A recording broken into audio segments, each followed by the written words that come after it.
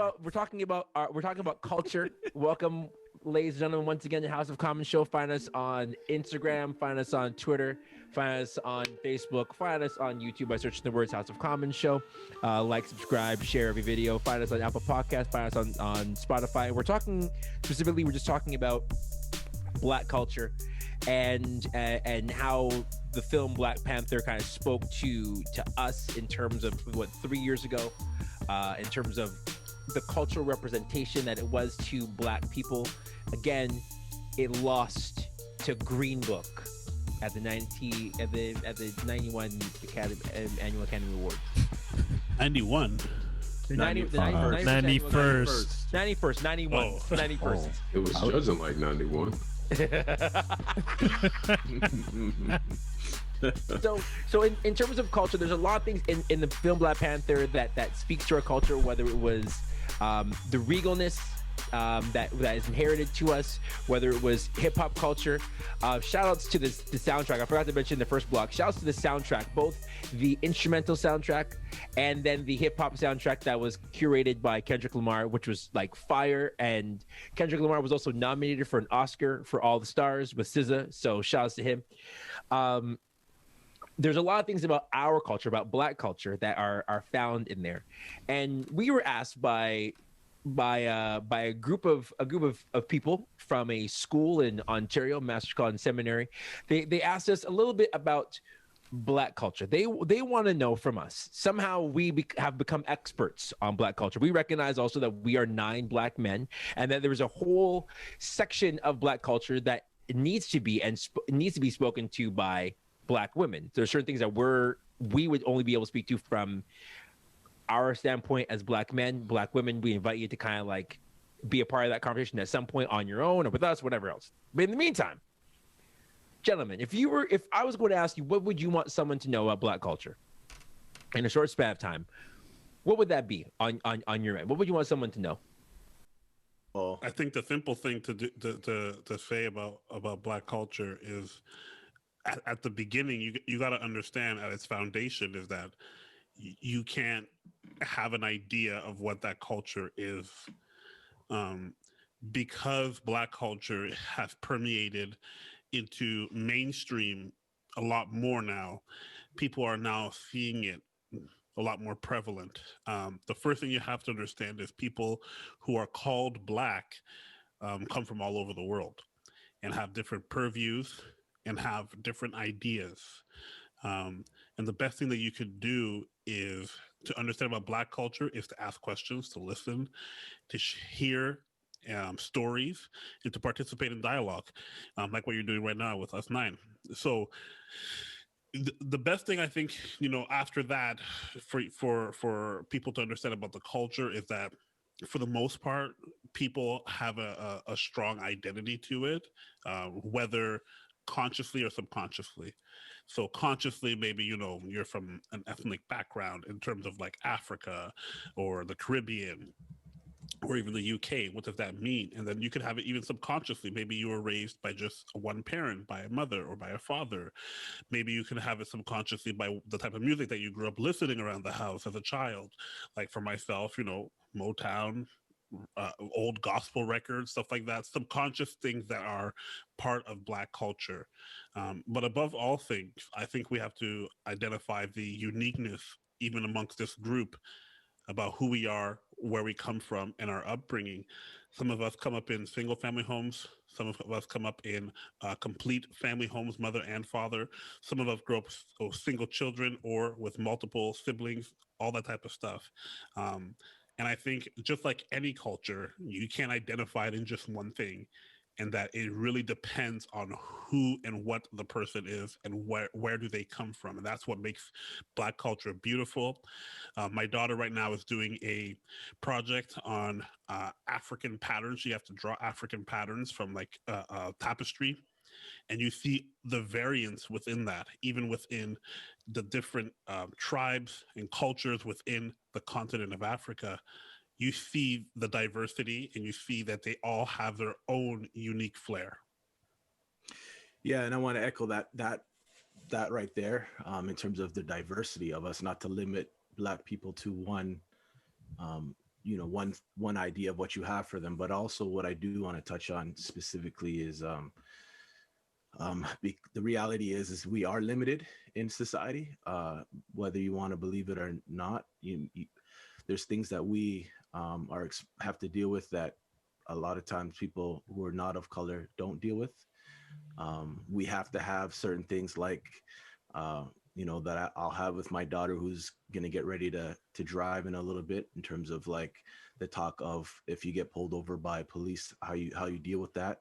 That's something that we deal with, that I know people that are not of color have no, like, that idea of that being a thing that's just normal within our culture is unheard of.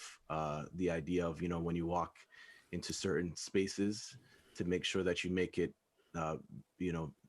make it clear that, if you're walking into a store, that there's no way that you can be, taking things. The reality is, for a lot of us, specifically within urban context or major cities, when we walk into a lot of stores, in certain stores, we're looked at in a negative light. And so there's things that we have to deal with when we walk into certain spaces, that people that are not of color don't have to deal with.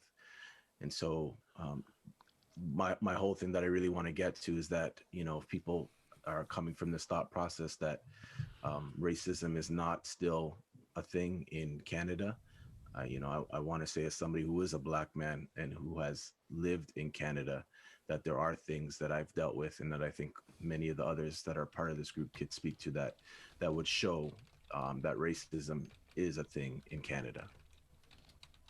I think what people need to know is that Black culture is ingrained or intertwined in many things in history, and a lot of things that people would not think of.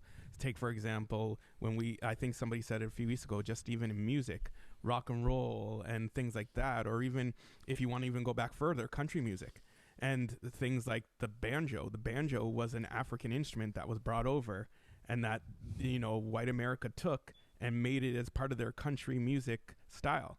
And so a lot of things that you would think, hey, this is white, or actually, no, if you look far enough, Blacks intertwined in that and help create what you might think as originally something that a white person made up. I think in observing Black culture, one thing that I would appreciate more if people did this more, especially in the area of music and how that is reflected in art and fashion, is when you're observing a culture or anything, it's okay to appreciate it and not mimic it. Sometimes the line between mimicking and mocking is so fine, and although you enjoy something that looks like us, sounds like us, feels like us, it doesn't always translate towards us, to us. We don't always feel like, yeah, you're part of the crew because you know those lyrics, or you're with it because you have to fit. It's not to say that don't be inspired and not to enjoy and appreciate and make your own and have interpretation of things. But I think sometimes when you try to be like what you're seeing, it comes off as a little corny, but then also it can come off as pretty disrespectful. So just something to be mindful of. I think anytime when you think about a culture, and now we're talking about Black culture, it's something. Culture is food. Culture is art. Culture is story. So culture is something that once you're in it, you're in it. Like if I'm, for instance, when just looking around this group tonight, where the House of Commons, just listening us to a couple minutes, you get a good opportunity to see what our culture is about. And so many times I think people don't get the opportunity to really experience Black culture because they're never put in a place to learn Black culture. In other words, being around people, sitting down, obviously with COVID, it's a little bit more challenging, but going to dinner, actually being around people who are Black. And again, our culture is not monolithic, excuse me.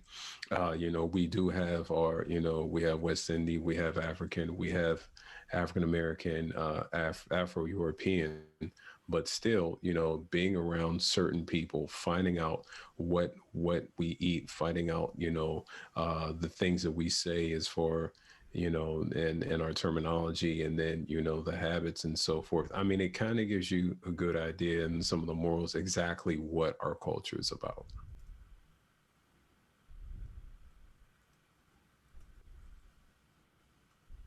Yeah, thanks, Jay. A buddy of mine was telling me about he was in a class in undergrad, and his theology professor asked the question. He said, if you were born in the Middle East in a semi-affluent family, do you think you'd still be a Christian? And we got to talking about this, and I think when I think about Black culture, what I want people to know is that like it more so translate to like all culture, and that like normal is very subjective. And so I think, you know, um, the things that are different are not always, about Black people and about Black culture and about different cultures really in general. I think I want people to know that like just because it's different, it's not necessarily threatening and it's not necessarily weird. If you were born in a different part of the world, your life would be very different, and what would be normal would be completely different from the life that you live from now. And so I think like it's this mentality that like we have to understand that there are people that come from other places in the world, and that their normal is different and separate from yours, and that's okay. And that these two things can coexist, and the things that they the way that they live their lives and listen to music and whatnot is not necessarily abnormal.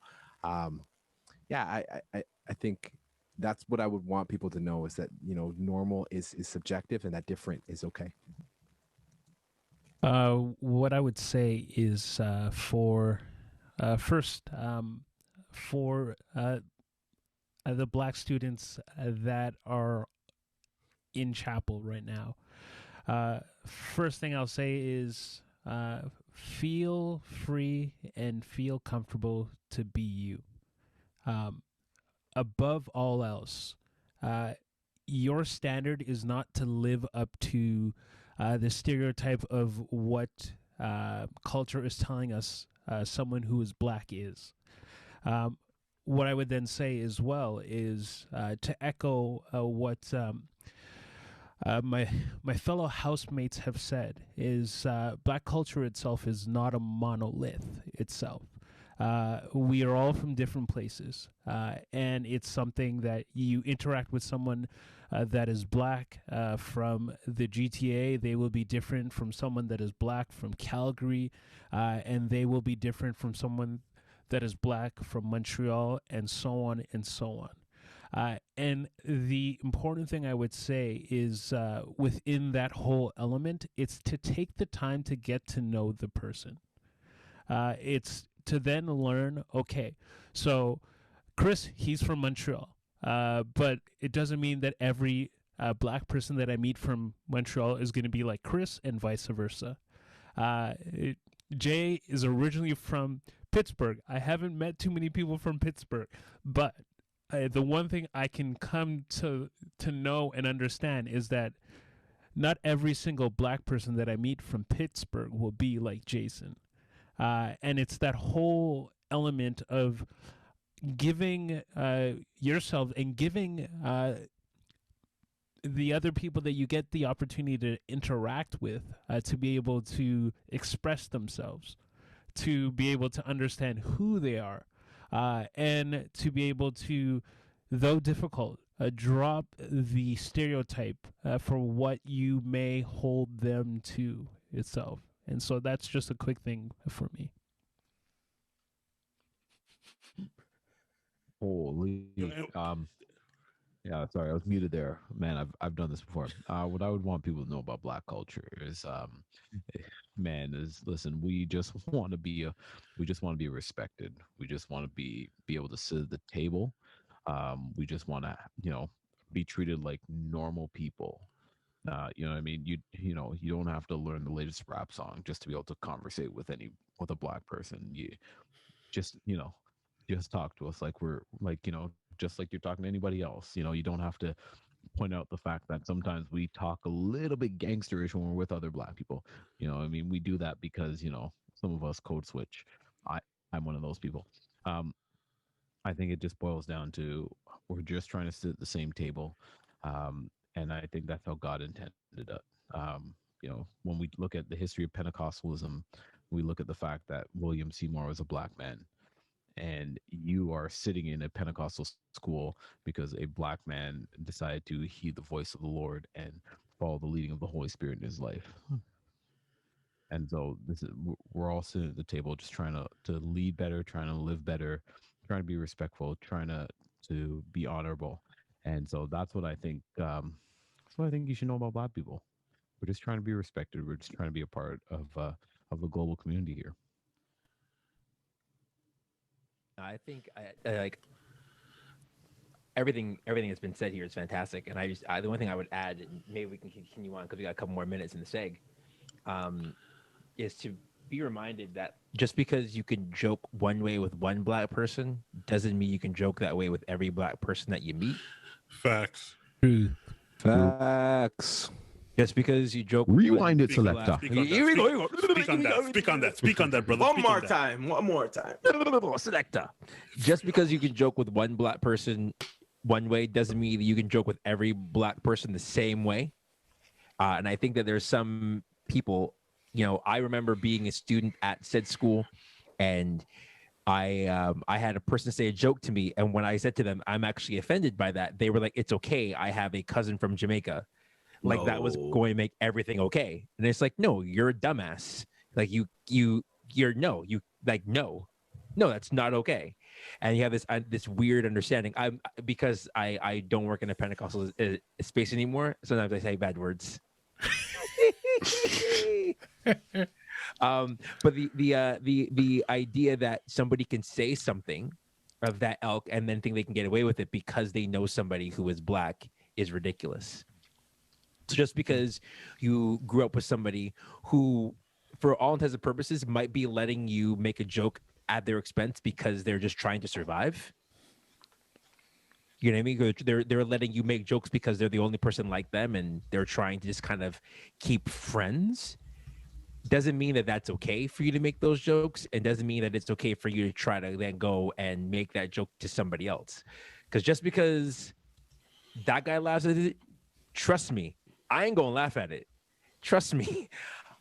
I'm gonna put two fingers in your face and be like, yo, fam, what's good? Like that's finna happen. You don't want it, fam. You don't want that smoke, fam. Yo, we finna go. Someone's gonna get ripped to shreds. Yo, it's a real thing.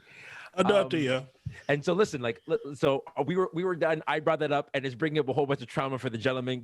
Everybody wants to jump back in the chat, so go for it. Who wants in on this? I want in. I also gotta, we were talking a lot of. Get him. Wait for this. Wait till you hear what I got. So I also wanted to jump in and say, we're all talking very politely right now and saying, we're not a monolith, and we just want to see it at the table. I swore. I'm not being super polite. Yeah, and Chris is a rebel. In the truest form. But what I do want to say is whether people treat us as a monolith or not, or whether people allow us to come to the table or not, what you got to understand about Black culture, we are a strong force. And you can't stomp it out, man. No matter what you do, no matter how hard society may throw things our way, you cannot stop it. Whether it's injustice in England, whether it's in Africa with some of the shadism, whether it's in the West Indies, whether it's in America, whether it's here in Canada, the culture of Black pride, Black presence is very strong. You got to be resilient and strong to go through some of the slavery stuff that happens in the States, for people stealing your music and your culture. We are the authors of swag, of having that idea, not the idea, but having the status of mind although I am oppressed, I still know how to look good, how to act a certain way, how to be my best self, and how to represent for the next generation. And there is something to be said for a culture that is spat upon, despised, downcast, looked down upon, and that can still rise up and make a place for themselves in a world today. To be oppressed in that fashion and to still have the resolve to say, we are going to have Black excellence in a way that is renowned worldwide. That's a privilege and a power that cannot be stumped out by anything. And I think that this is something that is so beautiful and eloquent, especially when you start to hear stories and ideas of Black women who have overcome oppression, and how in certain countries, how they save their families, how they feed them, how they take care of them, how they raise them. When you see Black men in America doing great things, and you can start to put a picture together, say, wow, they've overcome slavery, they've overcome injustice, poverty, and yet all over the world, Black men, Black women, Black children, we're still the coolest, we're still the baddest, we're still the best. And I know it's not a competition in that sense, but the way we look at ourselves, when you see somebody who is proud to be their culture and their heritage, they're proud to represent where they come from, their nationality, that's something that I feel that Black culture has a very strong stake in, where even though, you know, you may be from Barbados and I may be from Haiti, but we were both born in Canada, Chase, you know, you were born in Montreal, I was born in Edmonton. Somehow there is a resolve that we have amongst each other. There's like an understanding that's like, I understand your plight, I understand where you come from, and we can still see ourselves within each other. That's beautiful. Tall. It's powerful. Stand tall. I remember the first time, I know I'm talking long. I remember the first time I learned about the head nod. I was in Winnipeg, of all places. My uncle who lived in Winnipeg, we're walking down the street. I'm like 13 years old, and he nods his head to another Black person. I said, you know that person, Uncle? He says, no, but we respect each other and we acknowledge each other. Yeah. And I was like, oh, I never understood what that meant, because I've seen people do that before. It was, I see you and I respect you. You keep doing whatever you're doing, you keep doing that. And that's something that it speaks to Black culture. For those who don't know what he's talking about, like as Black people, when we walk past another Black person in like on road, we'll give them the head nod to say what's up, even when we don't know who they are at all. I got a story about this. I was in Poland. I was in Poland. International fan. I was in Poland International walking. Head nods. And literally, I was there for 2 days, had not seen one Black guy. Walking down the street to like a mall, I see this one Black guy. We literally hug.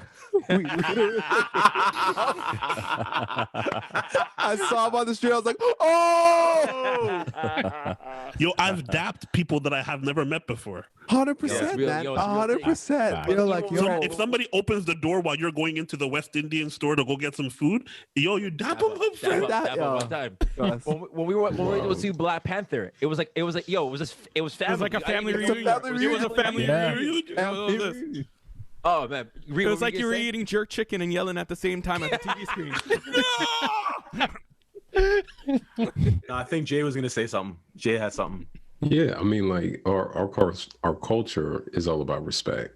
I mean, and like, you know, both of us, Chase hitting on the board, hitting on it. It's about respect. So respect us. And what I mean is talk warm to us. Like, yes, we joke around. That's pretty much that's universal almost from all phases of Black culture. We joke, but you kind of have to start to be in that circle to throw certain jokes around. So if you come to us, if you want to talk, if you want to communicate, be respectful. I mean, yeah, there's ways to laugh around, but again, you know when you cross that line, when you start to get that look, or else when the fingers come out. So understand respect. Respect goes so far in our culture. You have to come with manners and bratupsi. Bratupsi for real. You guys are saying stuff that people out there don't even know what we're saying. We don't need to worry. We don't need to worry. Bratupsi. It's like check out past episodes. Manners, it's manners. If you can't get that, then I don't even know. Then we might be lost. You want it back in before we close off? I mean, we've talked about like that we're not one monolith, but there are some things that that unites us, and we're kind of a lot of similarities that we all have in different. Vibranium. But yeah, whatever. Opens. It's vibranium. And there are some things, and Bart kind of alluded to it in terms of like we're strong and we have the ability to rise above things. But one I actually want to speak to is of women who have, if you see, I just want to put it out for those that are there. I know this is 9 guys, but there's something that I could speak for women in regards to, and Andrew's is worried. And I'll preface this, or I'll tell this by doing a quick story. So I was working at shout out. I'm just kidding. Keep going. No. I was working at this summer camp, or I was working as a supervisor, and there was this summer camp, and I had one female black staff and then another not black staff, and they were outside in the pool, a white staff, and they were out in the pool, and he thought it would be funny because she just got her hair did, but he didn't know about or whatever, and he as a joke, he pushed her into water. And so all I want to say is that when it comes to dealing with black girls, and if you see that they got their hair did, you just gotta be careful. That's it. That's just leave it alone. So he found out real quick. Oh, he learned. He learned that day. She made him have to pay $180 for her to get her hair done again. So just as one of those things, if you see a black girl getting her hair done, and there might be even black girls watching this right now who's gonna be like, yeah, I know what he's talking about. Look at them, they're nodding their head. If you didn't know that, you now know today. Even if you haven't seen them get their hair done, just don't touch. Just stay away from Don't touch their hair. Don't touch any black person's hair. Really, don't touch their hair. And don't talk about their skin being, oh, your skin's so soft. Just don't touch them. Opposed to what? As opposed to what? Is my common response. Sandpaper. Like what? Like don't touch skin, don't touch hair. Yo, that's too feisty, man. Don't like you wouldn't like listen, here's real talk. If any of us went up to a brunette or blonde woman in the store and said, "Oh, your hair's so fine," we're in jail immediately. 100. So silky. Can I touch it? Calm down. No, not even can I touch it. You're touching it already, fam. Or the skin? Or the skin? We're in jail. Right. Yo, I'm not gonna call out who it is, but I know this teacher who a student literally called them mechanic hands because her hands were so rough. Why you gotta masters? like that for? Why do you have to do this? Listen, you went to Tinder. No, we're not spilling no tea. Mechanic hands. We're not spilling no tea. But no, like, and if you see somebody wearing a do-rag or you see a black woman wearing a bonnet or anything on their hair, don't ask them. Just left them. Just leave it alone. Just leave it alone. Just leave it alone. They're not a gangster. But also at the same time, being a gangster, it's about minding your own business. If someone's wearing something on their head, like if it's not your, mind your if business. it's not your pick-me, if it's not your mother, your father, Mind your business, man. mind your business. Even but more. at the same time, don't go and buy a do-rag yourself and wear it. No. Fact. Don't do Hey, that. listen, That's just one of those things. No. Admire. You don't have to emulate. just ISO that. Sometimes it could look very wrong. Every time, Sometimes. listen. If it didn't work for Eminem, it shouldn't work for anybody. No. That's on facts. That's facts on facts. Listen, we're gonna close this segment off. There's a song. I'm not gonna sing it, not gonna rap it, but there's a song called "Black" by a rapper from Britain named Dave. And if you get a chance to watch his Brit Awards performance on this song, it's fantastic. But he has a couple lyrics I want to read to close off. He says, "Look, black is beautiful, black is excellent, black is pain, black is joy, black is evident. It's working twice as hard as the people you know you're better than, because you need to do double than what they do so you can level them. The blacker the berry, the sweeter the juice. A kid dies, the blacker the killer, the sweeter the news. And if he's white, you give him a chance, he's ill and confused. If he's black, he's probably armed. You see him and shoot. Black is so confusing because the culture, they're in love with it. They take our features when they want and have their fun with it. Never seem to help with all the things that would come with it. We're loud in our laughter, and we're silent in our suffering. Black is being strong inside and facing defeat. We all struggle, but your struggle is not a struggle like me."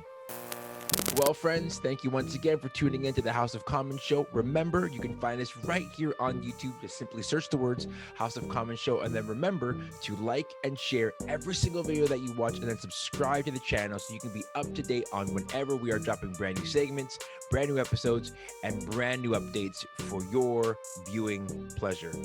This has been the House of Common Show.